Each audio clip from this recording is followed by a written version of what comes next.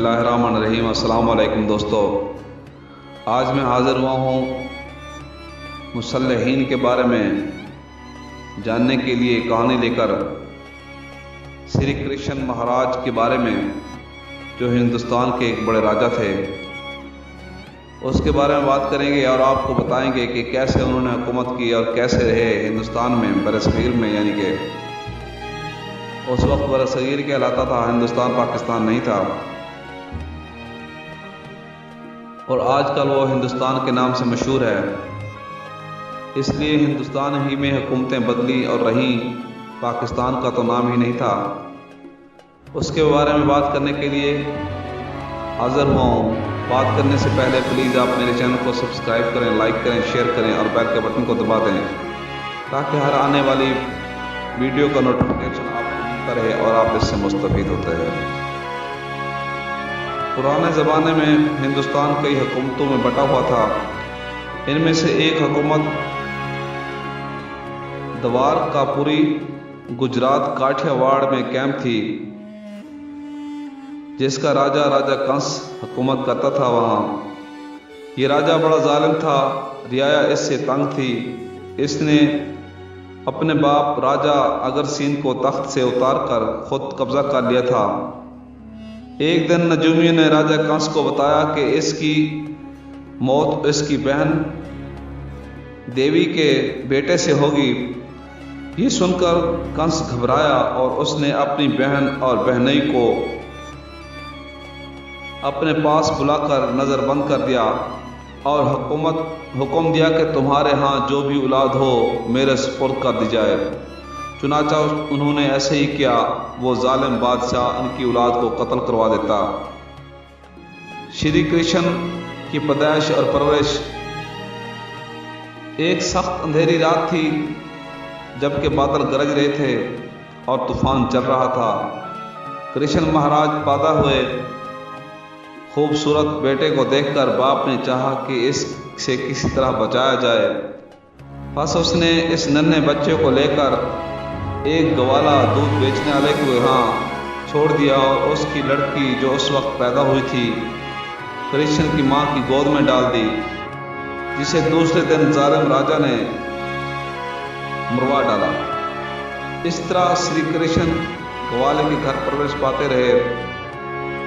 गवाले के यहाँ तलीम का रिवाज न था, इसलिए श्री कृष्ण तलीम हासिल न कर सके, मगर शुरू ही से बड़े ज़हीन, समझदार, होशियार थे। जब ज़रा जवान हुए तो न सिर्फ खूबसूरत और ताकतवर थे, बल्कि उम्दा सिफात के मालिक थे। आपको बांसुरी बजाने का बड़ा शौक़ था। जब आप बांसुरी बजाते तो न सिर्फ मर्द, औरतें और बच्चे, बल्कि मवेशी भी आपके गिर्द जमा हो जाते और आपकी मुरली या बांसुरी सुनते। इसलिए आपको मुरली वाले भी कहते हैं। कंस का कत्ल और कृष्ण की तख्त नशीनी। एक दिन नजूमियों ने राजा कंस को फिर बताया कि तुम्हारा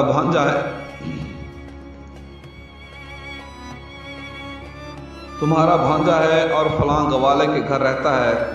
कंस ने उसे अपने यहाँ बुलाया और बड़ी अच्छी तरह पेश आया। इसका इरादा था कि फरेब से इसे कत्ल करवाया जाए, लेकिन जिसे खुदा रखे उसे कौन चखे। आखिर उसका फरेब चल न सका और कृष्ण के हाथों से वो कंस मारा गया। कंस को कत्ल करने के बाद कृष्ण ने अपने माँ बाप को रिहा किया और अपने बूढ़े नाना अगरसीन को तख्त पर बिठाया। इसके बाद कृष्ण को इल्म का शौक़ हुआ। एक मशहूर आलिम से इल्म हासिल किया और फन सिपाहगरी सीखी। अगरसीन की वफात पर कृष्ण द्वारकापुरी का राज पूरा हुआ। अदल इंसाफ की हुकूमत कायम हुई। रियाया को हर किस्म का आराम पहुंचाया गया। मुल्क की खुशहाली का दौरा हुआ। लोग ऐसे खुश होने लगे कि कंस के जुल्मों की बिल्कुल भूल ही गए। गुरु पांडव की लड़ाई। गुरु और पांडव चचेरे भाई थे। कौरव हस्तिनापुर पर हुक्मरान थे, लेकिन अपने चचाजाद भाइयों को सुल्तान का हिस्सा नहीं देते थे। इनमें झगड़ा पैदा हुआ और लड़ाई तक नौबत जा पहुंची। उस लड़ाई में कृष्ण ने पांडव का साथ दिया क्योंकि वो हक पर था। कुरुक्षेत्र के मैदान में 18 दिन तक खूनरेज जंग हुई, बेशुमार आदमी मारे गए। आखिर कुरुक्षेत्र को फतह हुई और वो जंग जीत गए और पांडव हार गया। पांडव को फतह हुई। भगवत गीता पांडव 5 भाई थे। इनमें अर्जुन सबसे ज्यादा बहादुर और तीर अंदाजी के फन में माहिर था। जब कुरुक्षेत्र के मैदान में इसने अपने गुरु, दूसरे बुजुर्गों और भाइयों बंधुओं के मुकाबले की सफ में देखा तो उसने जंग करने से इनकार कर दिया। इस पर श्री कृष्ण ने इसको एक जबरदस्त उपदेश दिया। ये उपदेश 15 सीतों पर मुनहसर था, जिसे भगवत गीता के नाम से मशहूर है।